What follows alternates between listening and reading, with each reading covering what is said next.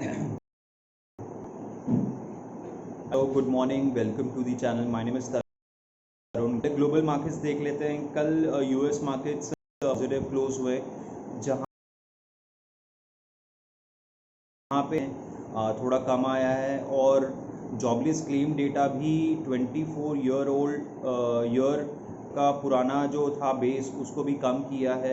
तो एक अच्छी खबर है फ्रॉम द यूएस मार्केट्स, जहां पे इकोनॉमी एक्सपांड कर रही है।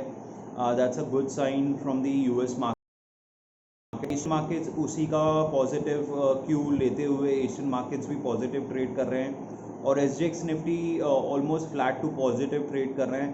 हम कंटिन्यूसली एक नया रिकॉर्ड बनाते जा रहे हैं, और now we are trading above 17,200 levels, which is quite strong.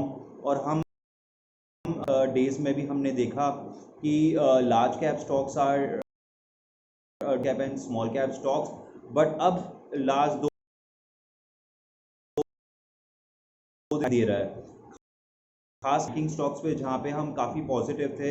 36,200 के ऊपर, वहाँ से हमने देखा almost 800 points rally in case of bank Nifty, और ऑलमोस्ट 37,000 पे अभी बैंक निफ्टी ट्रेड कर रहा है। ब्रेंट क्रूड देखते हैं तो ब्रेंट $93 पर बैरल पे ट्रेड कर रहा है। गोल्ड स्टेडी है $18-13 पर आउंस पे। रुपी अगेंस्ट इन लाभ ये $73.08 पर ट्रेड कर रहा है। एफआईएस के flows positive in case of FI 48 crore की उन्होंने कल खरीदारी की है, और डीआई ने करीबन 381 करोड़ की। 10 ईयर जीसेक भी ट्रेड कर रहा है। The yields have come of bit and it is trading at around 6.17 levels. Nifty का एक इम्पोर्टेंट अब जो सपोर्ट बन के रहेगा वो रहेगा 17,100 at around 17,300. Actually speaking, it's an open sky, and the upside can be anything. But at this point of time, this looks like in a very के कल नंबर आए, वो भी अच्छे स्ट्रॉन्ग आए। 5% का जंप देखा year on year because of the low base, and global demand भी काफ़ी स्ट्रॉन्ग है।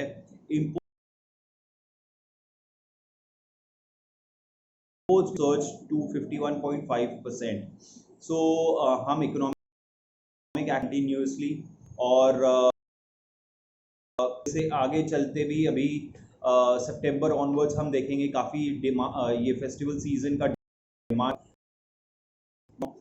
प्रोवाइड। हम थर्ड वेव को हम नेगेट कर लेते हैं, और वैक्सीन तो हो ही रहा है। लास्ट 5 दिन बाद मोर देन 1 करोड़ की वैक्सीनेशन हुई है, which is a good news. And continue if we do more than 1 crore vaccination on a daily basis, तो हमारी वैक्सीन है वो बढ़ता रहेगा, and by the year end ये साल की तरह से हमने अच्छे से मैनेज कर लिया, then hopefully epidemic will be behind us. और हमारे लिए ये बहुत ही क्रिटिकल समय है from the Indian economy perspective. सितंबर से लेके जनवरी फरवरी, which is a high demand peak season, festive season भी रहता है। all stuff, be it clothing, be it the electronic items, be it vehicles. So ये important season है, जहाँ पे हमें देखना है कि हम कैसे behave करते हैं। We have to maintain our social distance, keep the mask on, and obviously vaccination is very critical. Stocks perspective से देख लेते तो स्टॉक्स हमने जो कहा था, रिलायंस इंडस्ट्रीज काफ़ी टाइम से हम थी, और देखिए क्या बहुत ही अच्छी रैली फ्रॉम 2100 लेवल्स, जो कि हमने कई बार हमने मेंशन किया, और वहाँ से हमने 200 रुपीज़ का जंप देखा, and up and it's trading at around 2300 levels.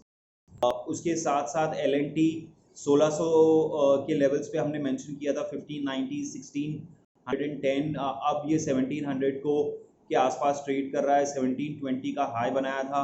मेरे ख्याल से ये L which has done well going forward as we see the demand picking up, the manufacturing activity picking up, the infra projects being on the roll.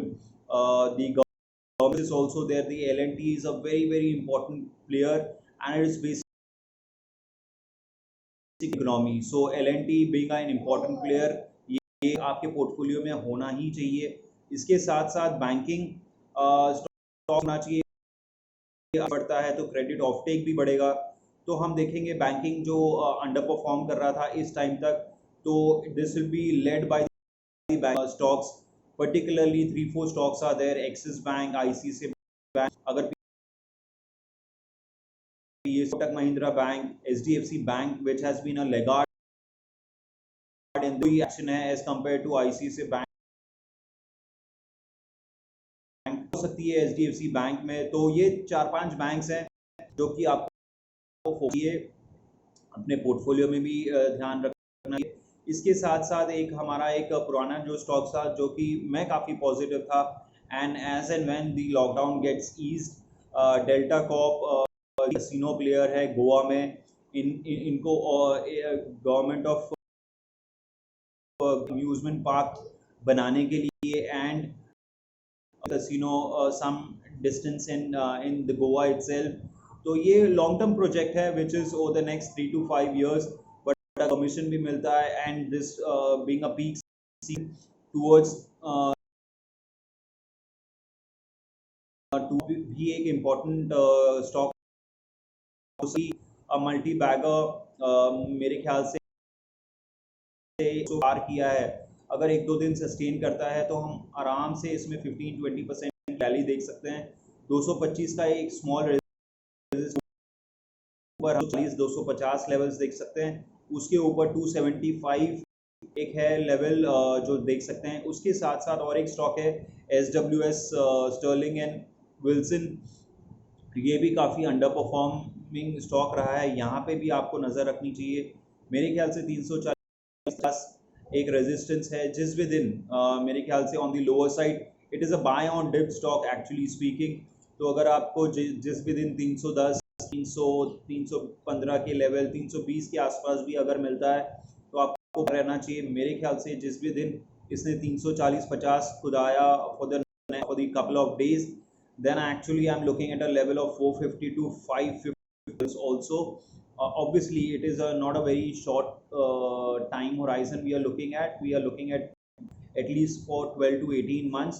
So sterling can be an important stock which has not rallied in a recent past. तो ये कुछ stock है जो कि आपको देख के चलना चाहिए। अगर आपके भी कोई स्टॉक्स हैं which you want to get a feedback on, so you can mention on the comment box. Till then, thank you so much.